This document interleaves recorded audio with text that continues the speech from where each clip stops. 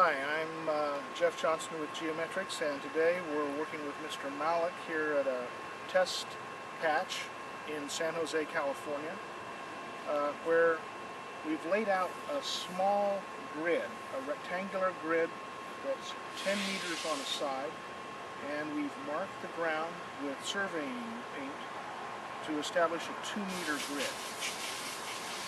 This is a small but not an atypical survey layout if one were searching for example, UXO, large, deeply buried UXO. The scenario would be that there would be a point of impact, and our objective would be to locate the most probable location of the object relative to that point of impact. After impact, the projectile may travel many meters. Mr. Malik could enlighten us on what could be expected there, depending upon the soil conditions. So we want to grid and search an area that's centered on the point of impact in a wide enough extent to be assured that we would be acquiring enough data to locate the object. Today's training exercise is limited in its scope, just for the purposes of efficiency and to complete our training exercise. We have suited Mr. Malik up with the magnetometer, the G-858 backpack model. The console is connected to the battery and to the cesium vapor sensor. So at this point we can press the main power button to momentarily to power the console up. It automatically boots in what's termed magnetometer mode, and at this point the sensor is receiving power and it's going through its warm-up cycle.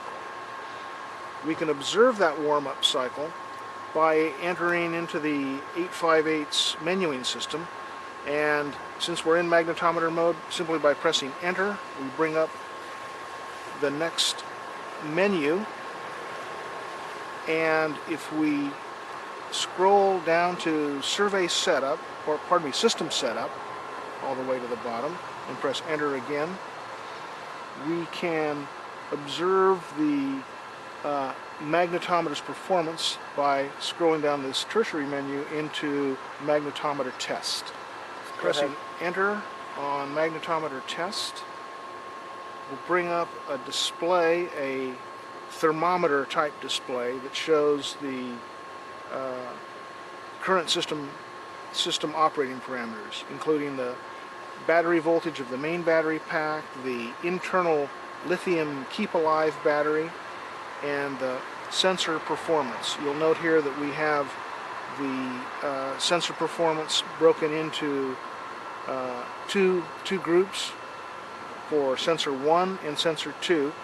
Right now we're only running a single sensor, and the system is in the process of warming up. We're connected to signal 1, and if you look down, or system 1, you'll see that signal 1 is increasing.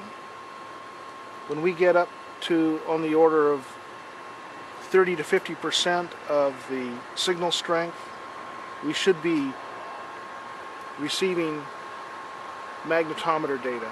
Under normal temperature conditions, we recommend a period of about 5 minutes of warm-up to make sure that the sensor circuits have stabilized with regard to their thermal performance and thermal cycling.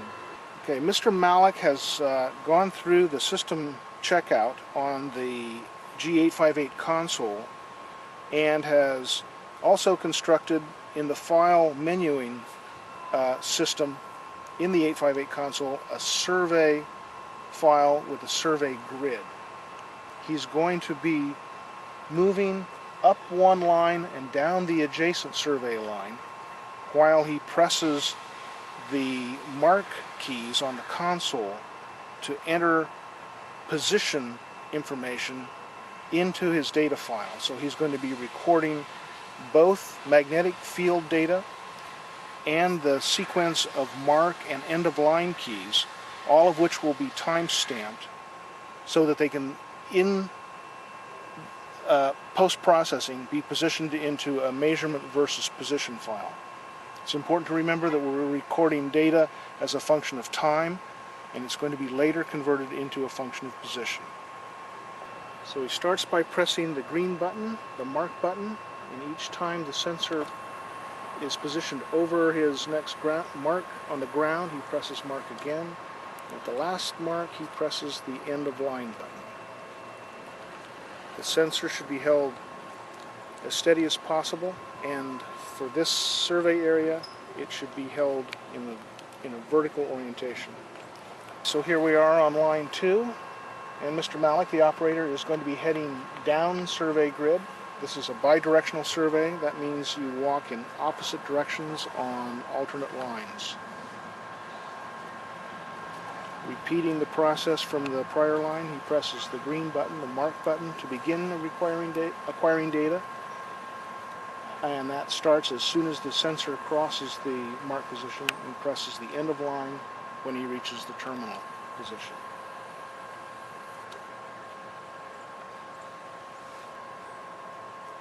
The magnetometer is set to sample at 10 times per second, so he'll have a very dense data set at a walking pace. That will probably provide measurement points on positions that are just a few centimeters apart.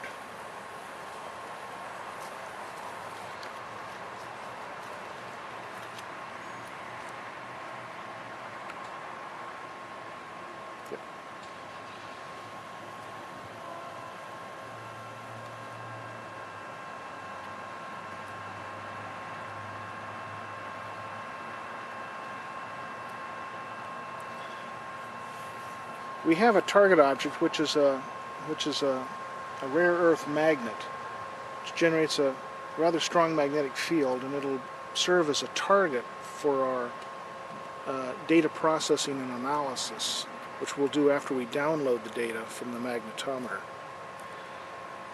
At this point in the survey, it's important not to focus so much on what you're looking for, but on the actual data acquisition. That is, to maintain a steady speed over the ground and try and maintain a constant heading.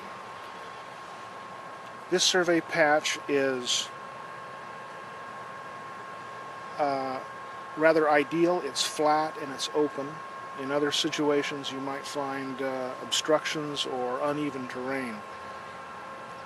Even in these situations, the G-858 backpack has a GPS sensor on it, which will be an auxiliary data positioning mechanism.